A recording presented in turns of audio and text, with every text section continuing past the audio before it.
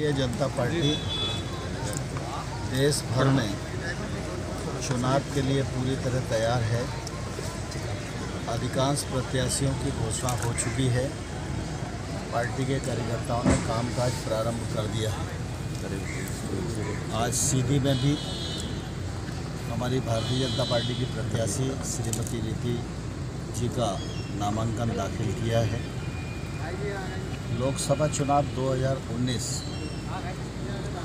यह अन्य लोकसभा चुनावों से हटकर है। यह समय देश के लिए बहुत महत्वपूर्ण है और आने वाले कल में नरेंद्र मोदी जी के नेतृत्व में देश दुनिया का अग्रणी देश बने, इसकी बुनियाद पूरी तरह रखी जा चुकी है। इसलिए सारा देश मोदी जी को दोबारा प्रधानमंत्री बनाने के लिए उत्सुक है। हम चुनाव में विकास और राष्ट्रवाद, सीमाओं की सुरक्षा, गरीबी का उन्मूलन और गैर बराबरी को समाप्त करने जैसे विषयों को लेकर जनता के बीच में जा रहे हैं। हमें पूरा विश्वास है कि भारतीय जनता पार्टी को जनता का आशीर्वाद मिलेगा और पहले से अधिक सीटें लेकर मोदी जी के नेतृत्व में भारतीय जनता पार्टी सरकार बनाने में सफल हुई। सर, देश में जिस तरह का माहौल बन रहा है, देश में जिस तरह का चुनावी माहौल बन रहा है, पार्टियां एक दूसरे पे जिस तरह के शब्दों का इस्तेमाल कर रही हैं, लल्लू, पप्पू, चोर, क्या कहते हैं? इस राजनीति को आप किस तरह से देखते हैं? कांग्रेस ने हमेशा राजनीति को हल्का करने की कोशिश अपने स्वार्थ के लिए की है। अपने स्वार्थ के लिए संवैधानिक संस्थाओं पर हमला भी किया है, उनको अपमानित भी किया है और यहाँ तक कि उन्होंने सेना को भी अपमानित करने में बख्शा नहीं है। आज जो परिस्थिति है, उस परिस्थिति में कांग्रेस के साथ बाकी और अनेक राजनीतिक दल हैं जिनके पास कोई विषय नहीं है। वो सरकारों में रहे तो उन्होंने कुछ नहीं किया, जो सरकारों में रहे उन्होंने कुछ नहीं किया, तो उनके पास कुछ भी कहने के लिए नहीं है। इसलिए वो एक तो असत्य कथन कर रहे हैं, झूठ बोलकर गुजारा कर रहे हैं और राजनीति को हल्का कर रहे हैं। लेकिन मैं आपके माध्यम से प्रतिपक्ष के लोगों को कहना चाहता हूँ कि एक हाथ से ताली नहीं बजती, दोनों हाथ से ताली बजती है।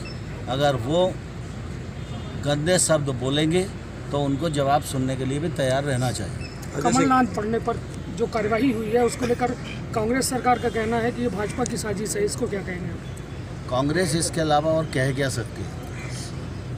कमलनाथ जी के जो प्रमुख सिपह सालार हैं, उनके जहाँ इनकम टैक्स की रेट बढ़ी है। आप जानते हैं कि जब भी चुनाव होता है, काले धन का उपयोग चुनाव में न हो, इस दृष्टि से चुनाव आयोग की और इनकम टैक्स की नज़र ऐसे लोगों पर रहती है और वो लोग निष्पक्ष तरीके से कार्रवाई करते हैं। लेकिन कमलनाथ जी के सलाहकारों के यहाँ जो छापे पड़े और उसमें जो रकम मिली, उससे यह बात अपने आप में सिद्ध हो जाती है कि जब शिवराज सिंह चौहान की सरकार थी, उस समय सारा लीकेज बंद हो गया था, पैसा खजाने में जमा हो रहा था, सड़कें बन रही थी, बच्चों को वजीफे दिए जा रहे थे, मुख्यमंत्री जन कल्याण योजनाएं जैसी योजनाएं चालू की जा रही थी, पूरे प्रदेश में इंफ्रास्ट्रक्चर बढ़ रहा था, किसानों को 200 रुपये कुंटल के हिसाब से बोनस दिया जा रहा था,